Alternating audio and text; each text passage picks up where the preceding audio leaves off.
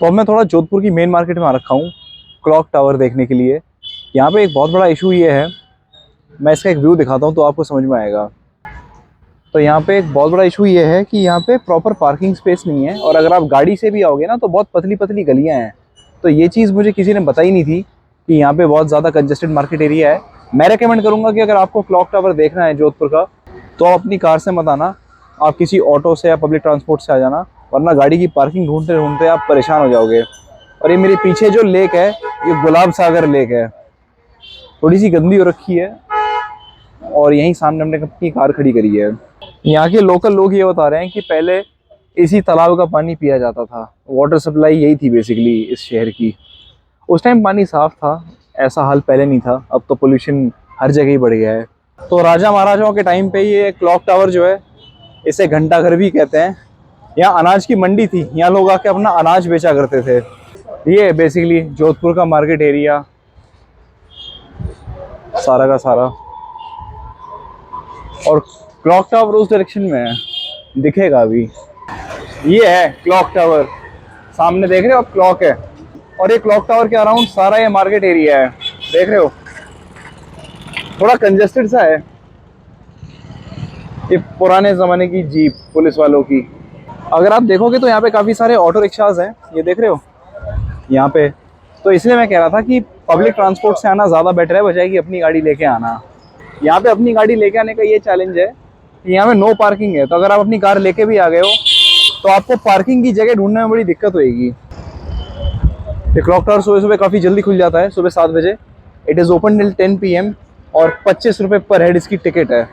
तो यहाँ पे जो घड़ी है ये 3rd फ्लोर पे है, उसके ऊपर बंद है। तो ऐसा कोई ऑब्जर्वेटरी टाइप नहीं है कि आप ऊपर से कुछ व्यू ले सकते हो, उसके लिए तो फोर्ट ही है। हाँ, उसके लिए फोर्ट है भाई, अगर शहर देखना हो तो। बाकी देखते हैं क्लॉक टावर में अंदर क्या है। फिर इस तरह से सीढ़ियाँ जाती हैं ऊपर चढ़ने के लिए। यहाँ से थोड़ा सा मार्केट का एक बेटर व्यू आ रहा है। तो इसमें अंदर आने के लिए ये गेट था, सरदार मार्केट गिरदी कोट लिखा हुआ है वहाँ पे। ये कोई पल हवेली है एंड ये पूरा फोर्ट है। और बाकी ये गेट ऐसा वन वे नहीं है, this is through and through. यहाँ से अंदर आओ, ये क्लॉक टावर है एंड यहाँ पे सेम गेट उस तरफ भी है। कंजेस्टेड है ये गाड़ियों के लिए। एक बार ऊपर क्लॉक दिखाने से पहले इस क्लॉक टावर के बारे में कुछ चीज़ें लिखी हुई हैं, ये डिस्कस कर लेता हूँ, काफ़ी इंटरेस्टिंग है।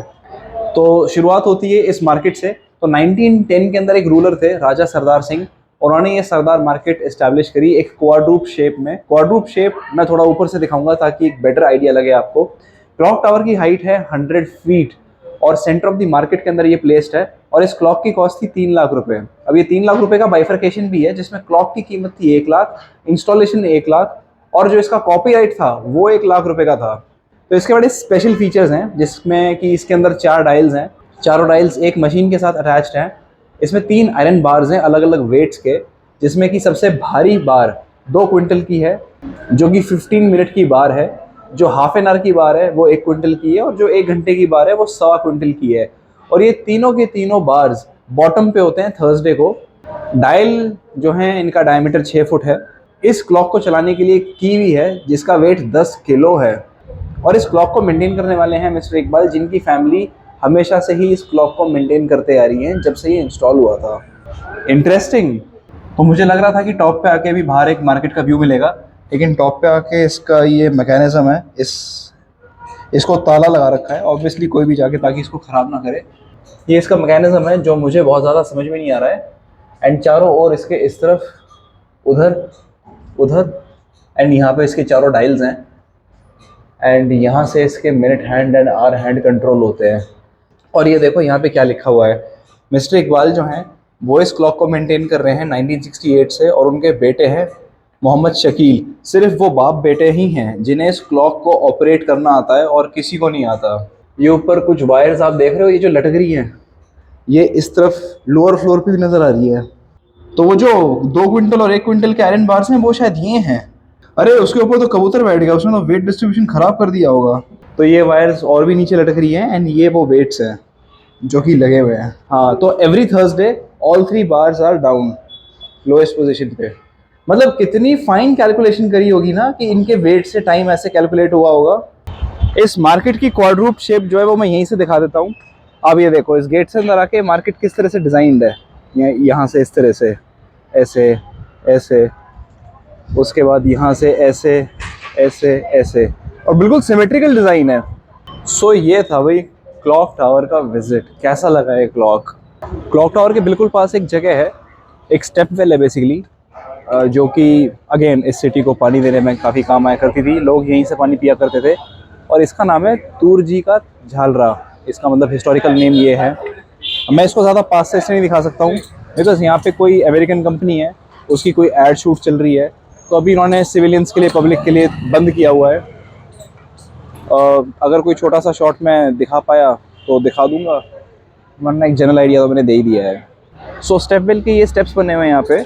मैं ज़्यादा डीप में इसलिए नहीं दिखा सकता हूँ बिकॉज नीचे शूट चल रहा है, इन्होंने परमिशन ली हुई है, इसलिए वो मैं बाद में दिखा दूंगा। अभी मैं सिर्फ इतना कवर कर रहा हूँ।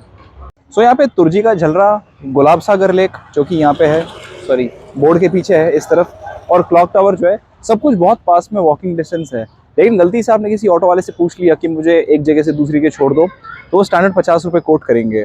तो आप ऑटो मत करना, वो बताएंगे नहीं कि सब कुछ बहुत पास है, दे विल चार्ज यू। इससे बेटर ये है कि आप डायरेक्टली पूछ लेना कि कितना दूर है चल के, क्योंकि सब कुछ वॉकिंग डिस्टेंस ही है। तो अभी दोपहर के 3:30 बज रहे हैं and we are back at the hotel. शाम के टाइम में हम एक कौन सी लेक थी, नाम भूल गया, कायलाना तकत सागर, उस लेक में जाएंगे बिकॉज अभी थोड़ी गर्मी और धूप ज़्यादा हो रही है। थोड़ा सा 1-1.5 घंटे बाद निकलेंगे। सबसे बड़ी लेक है वो जोधपुर की, ऐसा मुझे बताया गया है। वहाँ पे शायद कुछ बोटिंग भी होती है, तो उस लेक में जाएंगे, थोड़ा सा वहाँ पे घूम लेंगे एंड बस उसके बाद will be ending our Jodhpur trip, क्योंकि इसके अलावा और तो कुछ है नहीं। और कल सुबह निकलेंगे जैसलमेर के लिए। बस यही हमारा लास्ट साइट है जो हमें देखना है, उसके बाद और तो कुछ बचेगा नहीं। होटल में जाके हमने थोड़ा रेस्ट किया, बल्कि मैं तो थोड़ा सा सो ही गया था एंड करीबन 5:45 बजे हम निकल गए। थोड़ी सी लंबी ड्राइव थी, more than 30 minutes I guess, और अब 6:30 हो रहे हैं और ये है पूरा इलाका। मैं बैक कैमरा ऑन करता हूँ। यहाँ से ये सिटी दिख रही है, ये यहाँ पे कुछ पहाड़ियाँ हैं, ये एक रोड है इस तरह से, बिल्कुल मतलब थोड़ी खाली जगह है, कोई ट्रैफिक, कोई गाड़ी ज़्यादा नज़र नहीं आएगी आपको यहाँ पे। और एज पर जीपीएस ये है कायलाना लेक, ये पूरी वहां तक, उधर तक। लेकिन जैसा कि हमें बताया गया था कि बोटिंग होती है, कोई बोट तो नजर आ नहीं रही यहाँ पे। एंड ये इधर सनसेट हो रहा है। ये जो बाइक वाले हैं ये तो कह रहे हैं कि कायलाना लेक आगे है, तो आगे चल के देखते हैं, हो सकता है कि ये और आगे एक्सटेंड होती हो। सो उधर से आगे से काफी लंबी ड्राइव करते हुए over this curved road, snake की तरह कर्व्ड है चारों तरफ से, यहाँ गाड़ियाँ लगी हुई हैं और ये है कायलाना लेक। थोड़ी सी पब्लिक घूम रही है यहाँ पे एंड 1-2 बोट राइड्स हो रही हैं। वो बोट राइड वैसी नहीं है कि सोलो बोट राइड या फिर जैसे 2 लोग बैठते हैं, बड़ी बोट्स हैं, मोटराइज्ड हैं, उसमें काफी सारे लोग बैठे हुए हैं। लेकिन वो इक्की दुक्की बोट्स है, वो इसलिए नजर नहीं आ रही है, अभी उस तरफ गई हुई हैं। एंड ये सनसेट हो रहा है यहाँ पे। ये बोटिंग पॉइंट है, यहाँ पे कुछ बोट्स हैं, तो जिसको भी करनी हो यहाँ से बोट लेके जा सकते हैं। ये देखो ये बोट आ रही है सामने से।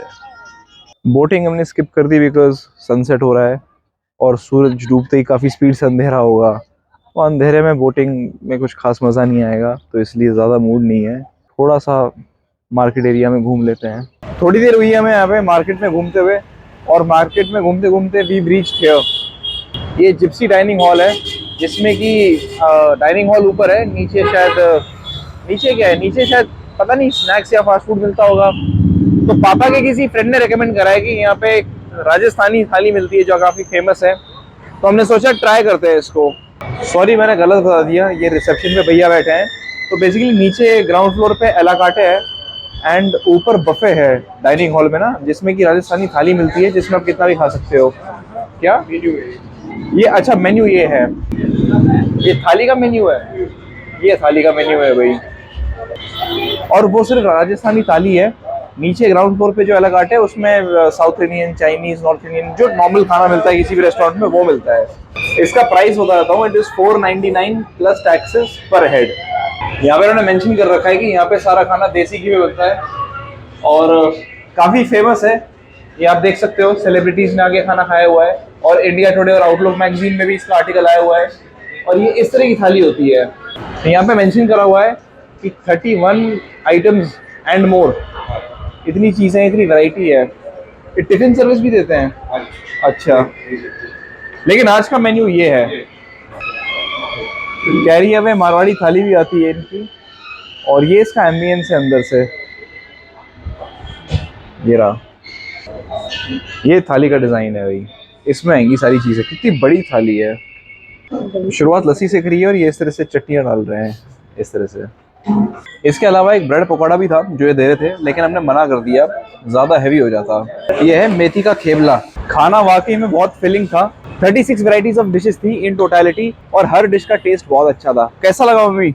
अरे बहुत अच्छा था यार, खाया भी नहीं गया इतना तो। हाँ टेस्ट भी नहीं की गई इतनी डिशेस। बिल्कुल बिल्कुल, अच्छा था। हाँ। Must try. रात के 8:45 बज गए, तो होटल हम करीबन 9:15 बजे पहुंच गए। और उसके बाद हमने 15-20 मिनट वॉक करी, 20 मिनट्स वॉक करी, क्योंकि मौसम काफी अच्छा हो जाता है यहाँ पे शाम को। And with this we are done for the day. कल निकलेंगे जैसलमेर के लिए। Good night.